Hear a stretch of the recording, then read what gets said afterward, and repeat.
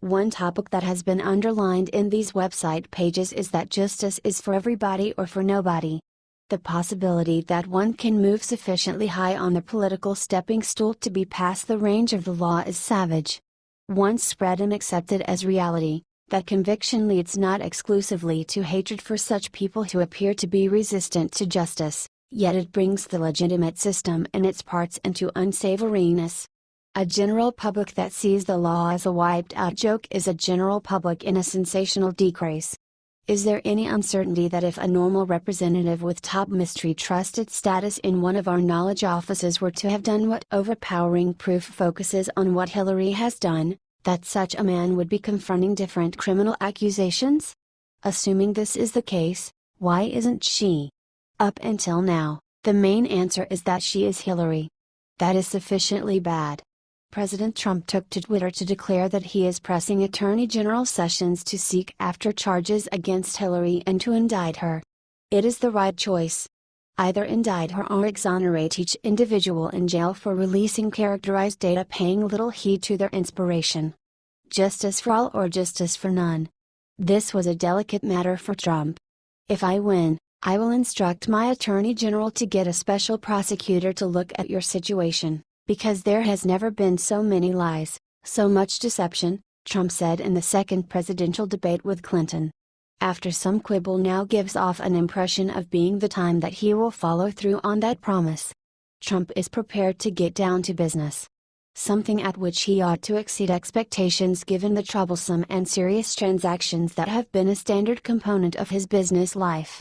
Sessions may have made comments showing that he was uncertain whether he ought to be the one to seek after charges against Hillary given that he contradicted her bid for president. All things considered, if the Attorney General isn't the individual to do as such, maybe he could show who should. All things considered, he is the country's central law authorization officer. It is not his business to release lawbreakers free. If not supporting Hillary for president would be an excluding factor for being engaged with her indictment, that would preclude the larger part of Americans, individuals who either voted in favor of President Trump or who didn't vote by any stretch of the imagination. That is a silly thought. Attorney General Sessions, carry out your employment and indict Hillary. All things considered, the jury will settle on an ultimate conclusion. On the off chance that you won't, leave and let somebody who is unafraid to do the Attorney General's job assume control. What do you think about this? Do not hesitate and write your thoughts in the comment section below. Thank you for reading. H.T. The Daily Caller.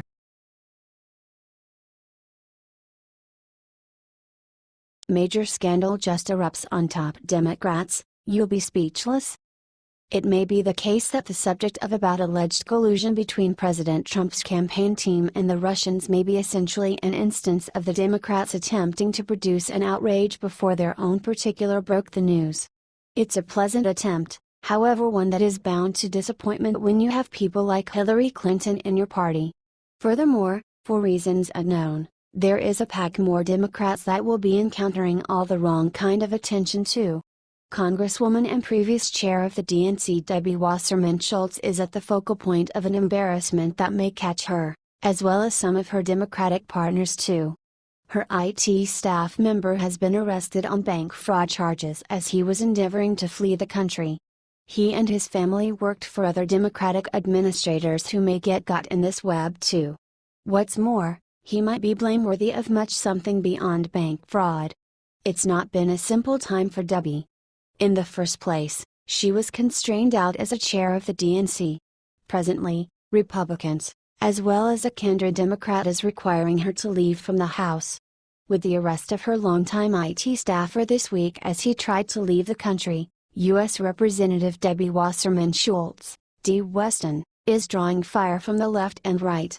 Tim Canova, a liberal law professor who challenged Wasserman Schultz in the 2016 Democratic primary and has filed a lawsuit against her again in 2018, noted the arrest of Imran Awan in a fundraising letter sent Tuesday.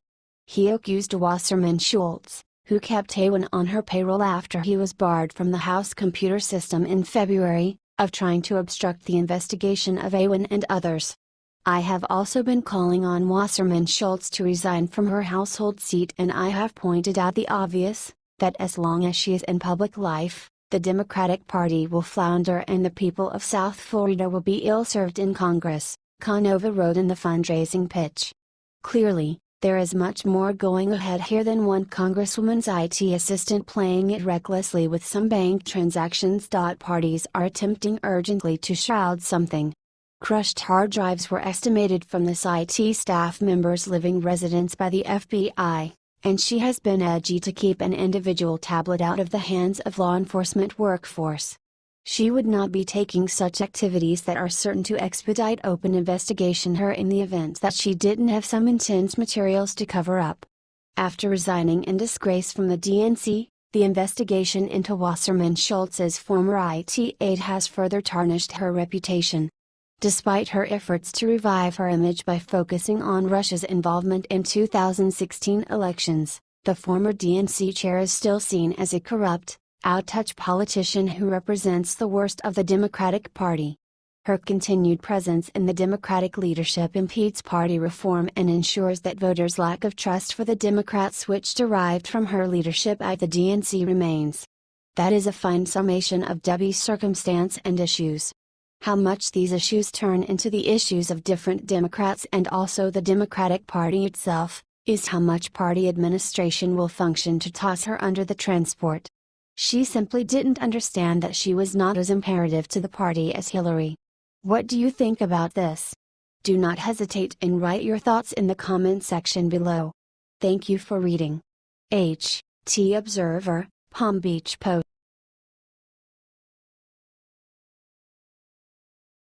New evidence ruins Obama cronies, President Trump was right.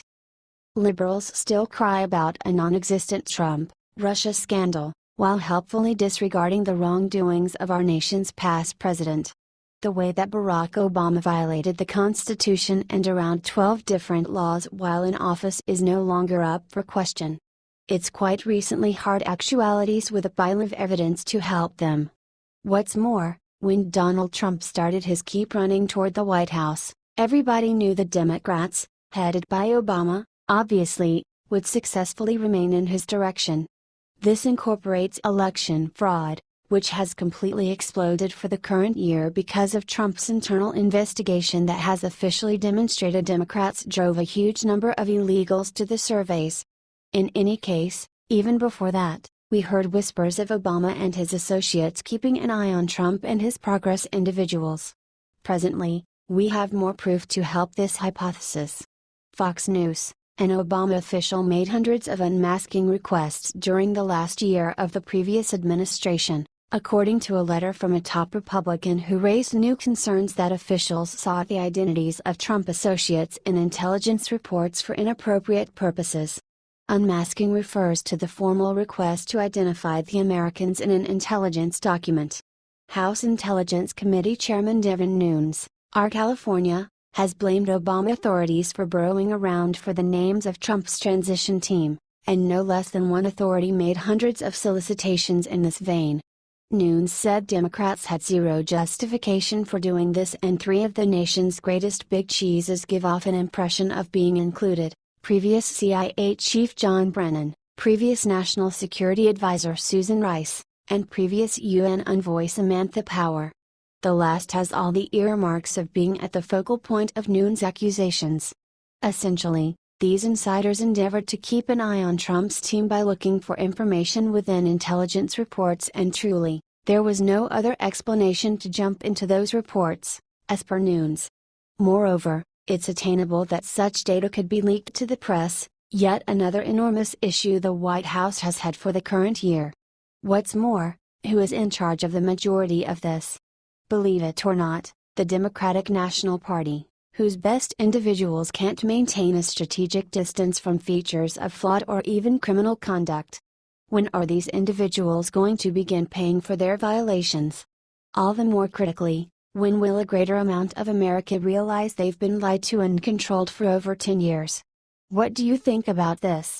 Do not hesitate and write your thoughts in the comment section below. Thank you for reading. H.T. Fox News.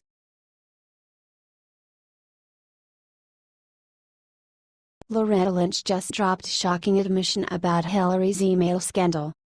Envision a situation where Hillary, Bill, Lynch, Obama, Comey, Wasserman Schultz, Holder, Jarrett, Aden, Weiner, and a few more that ought to be added to that rundown are for the most part sitting in circles simply taking a gander at each other, pondering who may be the first to admit and uncover confirmation of violations, trying to remain out of prison by turning states proof. Simply contemplating that gives you a chance to feel the exceptional strain that would be in the room. Would anybody even say anything regardless of the possibility that they were certain that there were no recording or checking devices present? That is not a situation that is probably going to eventuate, but rather no uncertainty goes on all the time with the special case that the players are isolated from each other. With FBI investigations progressing, how do these individuals discuss safely with each other given the likelihood that the FBI has consented to tap their telephones or screen their email as a component of the continuous investigation? We may discover soon, as previous Attorney General Lynch has uncovered, that she utilized an homme de plume, Elizabeth Carlisle, when taking a shot at Hillary's email scandal case. Could this have been an exertion by the then Attorney General to obstruct an investigation concerning any wrongdoings Hillary may have conferred while Secretary of State? Assuming this is the case, would we be able to have proof of Hillary's guiltiness, as well as of an Attorney General impending justice? Exactly how turned were things amid the Obama administration? Evidently, the fact of the matter is somewhat appalling. Like her predecessor, Eric Holder, former Attorney General Loretta Lynch used an email alias to conduct government business, the Daily Caller has confirmed. Several of Lynch's emails were included in 413 pages of Dodge documents provided to conservative groups Judicial Watch and the American Center for Law and Justice. Both groups have filed lawsuits for records regarding Lynch's controversial meeting with President Bill Clinton at the Phoenix airport last June 27. Using the pseudonym Elizabeth Carlisle, Lynch corresponded with Dodge press officials to hammer out talking points in response to media requests about the meeting. The tarmac encounter attracted criticism from conservatives because Lynch oversaw the federal investigation into whether Hillary Clinton mishandled classified information on her private email system. The meeting was not revealed by Lynch, Clinton, or the Justice Department, but by a reporter in Phoenix working on it.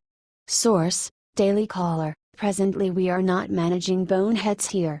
Plainly Lynch, and Bill Clinton so far as that is concerned, needed to realize that private meeting in a private plane on the landing area between the Attorney General and the spouse of a lady under government investigation would look extremely suspicious. However, they directed the meeting at any rate. Also, we should trust the story that all they discussed were grandkids. They take us for fools. On the off chance that it was simply an honest discussion about grandchildren, why not direct it via telephone? Why chance causing an episode and the inconvenience joined to it just to chit-chat about nothing vital? Obviously, the main clarification for this meeting was a serious discussion of the serious investigation, including charges that Hillary infringed upon the law with her private email server, and in an intense manner. The Federalist takes a much more grounded position on the matter of the private meeting between Mrs. Lynch and Mr. Clinton took after presently by then FBI Executive Comey's declaration that he would not seek after charges against Hillary.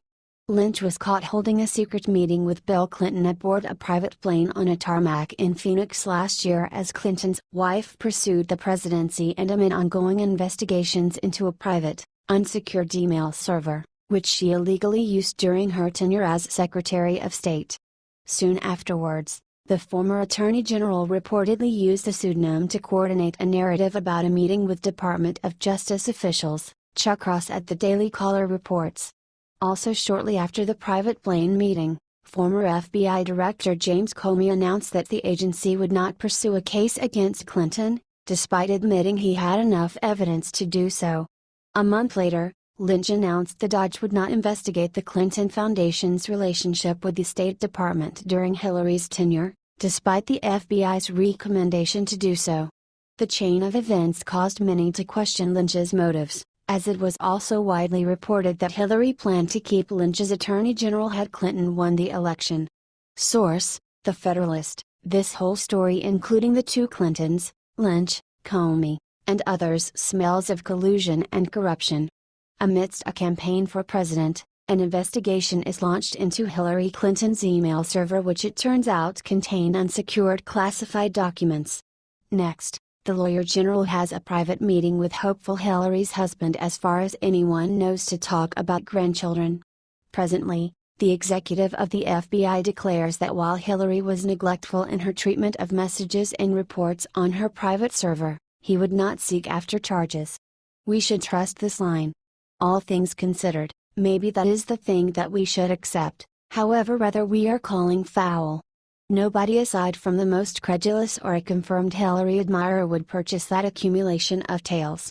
Rather, a few people have a considerable measure of implicating confirmation to stow away. The inquiries are when, by whom, and in what shape the discharges will take. We watch this story with incredible intrigue. What do you think about this? Do not hesitate and write your thoughts in the comment section below. Thank you for reading. The Daily Caller, the Federal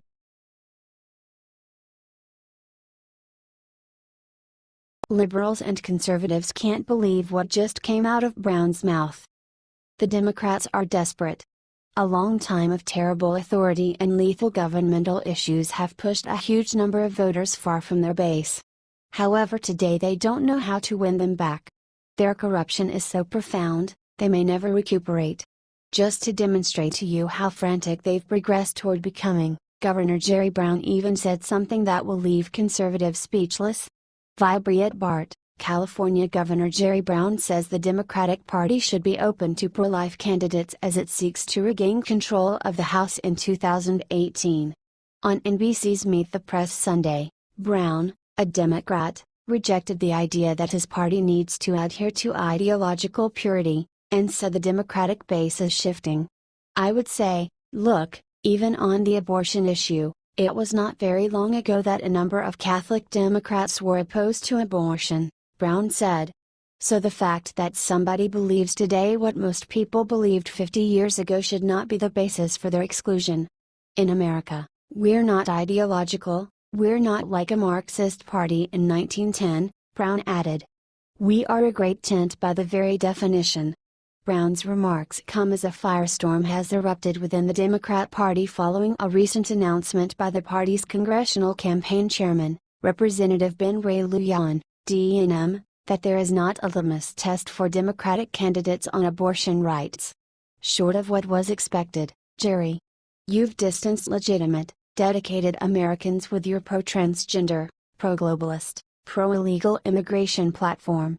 You will need to do significantly more to win back voters than simply imagine you think about master life. What about each one of those different positions you bolster that individuals despise? You can't downy voters essentially on the issue of premature birth. The Democrats have put some distance between normal Americans.